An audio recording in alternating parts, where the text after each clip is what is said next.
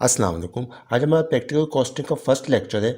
इस कोर्स में हम ये डिस्कस करेंगे कि प्रैक्टिकली हम किस तरह से कॉस्टिंग करते हैं, फैक्ट्रीज वगैरह में किस तरह से कॉस्टिंग की जाती है, और अगर आप कोई भी चीज़ सेल करना चाह रहे हैं तो उस प्रोडक्ट की कॉस्टिंग किस तरह से करेंगे। क्योंकि कॉस्टिंग के बगैर कभी भी आप ये मालूम नहीं कर सकते कि हमारा प्रॉफिट कितना है कंपनी का। क्योंकि एक बिज़नेस को रन करने का मकसद यही होता है कि प्रॉफिट जनरेट करना, और जब तक आपको ये पता नहीं होगा कि हमारा प्रॉफिट कितना है तो आपका बिज़नेस करने का कोई फ़ायदा नहीं है। कॉस्टिंग के अंदर बेसिकली तीन चीज़ें आ जाती है, मटेरियल, लेबर और तीसरे नंबर पे फैक्ट्री ओवरहेड। मटेरियल, लेबर और फैक्ट्री ओवरहेड को हमने अपने यूट्यूब चैनल पे डिटेल में डिस्कस किया हुआ है।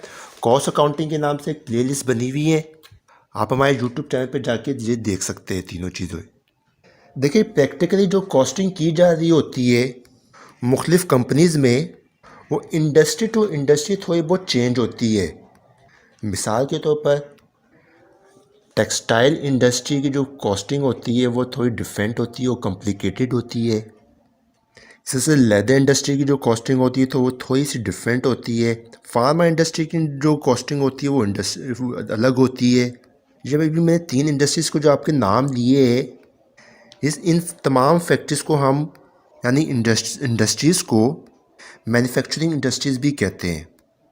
यानी हम रॉ मटेरियल्स को परचेज़ करते हैं और फिनिश गुड्स में कन्वर्ट करते हैं और आगे सेल कर देते हैं मार्केट में। ट्रेडिंग कंपनी की जो कॉस्टिंग होती है वो थोड़ी डिफरेंट होती है और निस्बतन आसान होती है। हम सबसे पहले ट्रेडिंग कंपनी की एग्जांपल ले लेंगे और इस लेक्चर में डिस्कस करेंगे। अगर आपके कॉस्टिंग करने के बेसिक कॉन्सेप्ट जो है वो स्ट्रॉन्ग है तो आप किसी भी इंडस्ट्री में बैठ के बासानी कॉस्टिंग कर सकते हैं और फ्यूचर कॉस्ट फोरकास्टिंग कर सकते हैं।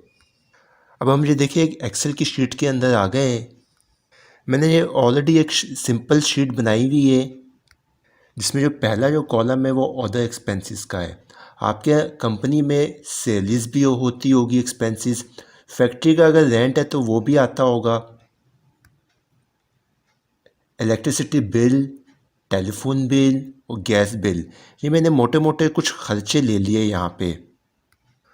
अब हम इन एक्सपेंसेस को अपनी कॉस्टिंग के अंदर ले गए। वो किस तरह से, हमने करंट 3 महीनों की अमाउंट ले लेनी है और वो अपनी शीट के अंदर लिख देंगे। मिसाल के तौर पर हम अगर सेल्स एक्सपेंस की बात की जाए तो मई 2021 में सेल एक्सपेंस की जो अमाउंट है वो 2 लाख रुपीज़ है। ये 2 लाख रुपए की अमाउंट कहाँ से आएगी? देखिए, आपके पास जो सेल की एक फ़ाइल बनी होगी ऑफिस के अंदर आपकी कंपनी में, आप वो फ़ाइल उठाए, आप उसमें मई की शीट निकाल लें।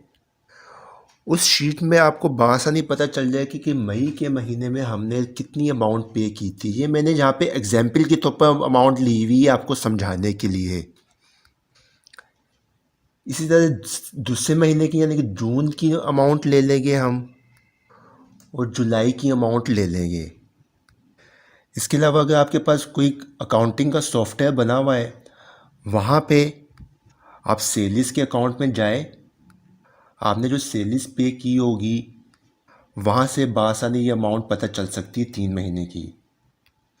अगर आपने अपने कंप्यूटर में लायबिलिटी जनरेट करते हैं यानी कि एक्लूड एक्सपेंसेस आपने जनरेट किए होंगे, तो सेल्स पेबल के अकाउंट को आप ओपन कर लीजिएगा 3 महीने की, और वहाँ से आप ये अमाउंट बआसानी देख सकते हैं, जो कि मैंने एग्जाम्पल के तौर पर यहाँ पे ली हुई है।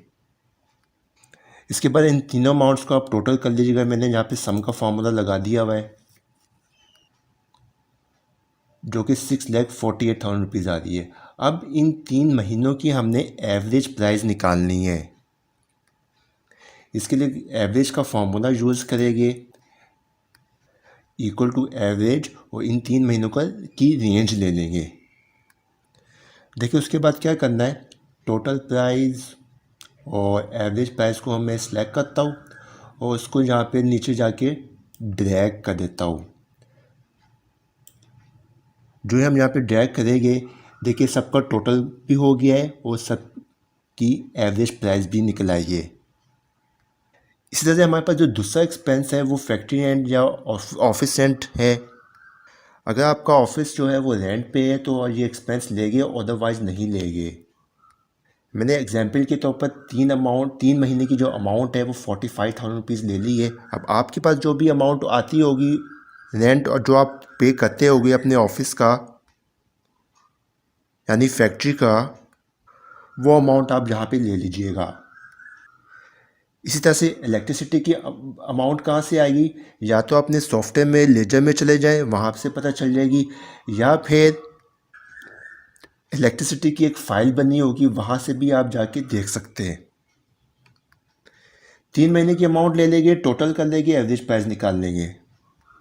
उसके बाद गैस का बिल भी हम ले लेंगे अगर आपके पास आता है तो। उसके बाद देखिए सेकंड लास्ट जो कॉलम है मैंने सेलिंग यूनिट्स का लिया हुआ है। मतलब ये आपने जो अपनी प्रोडक्ट सेल करे वो कितनी नंबर ऑफ यूनिट्स सेल किए हैं पर मंथ, उसका एक एवरेज प्राइस ले लेंगे। अब हमने पूरे महीने में कितने यूनिट्स सेल किए हैं ये किस तरह से पता चलेगा। अगर आप अपनी महीने की सेल्स रिपोर्ट अगर बनाते हैं तो बहुत अच्छा है, वहाँ से आपको पता चल सकता है। और आपको लाजमी बनानी भी चाहिए पर month sale report, customer wise भी। इस तरह से पता चलता रहता है कि आपके महीने की सेल्स क्या है। उस सेल्स पे बहुत ज़्यादा फोकस करना चाहिए। सेल्स रिपोर्ट, एक्सपेंसेस रिपोर्ट, किसी किस्म की अगर रिपोर्ट जनरेट करनी हो, पाइवट टेबल के एक टूल होता है माइक्रोसॉफ्ट एक्सेल के अंदर। मैं दोबारा से आपको बताया तो पाइवट टेबल के एक टूल होता है माइक्रोसॉफ्ट एक्सेल के अंदर, उसके ज़रिए आप बासानी रिपोर्ट्स बना सकते हैं, अपनी समरी क्रिएट कर सकते हैं।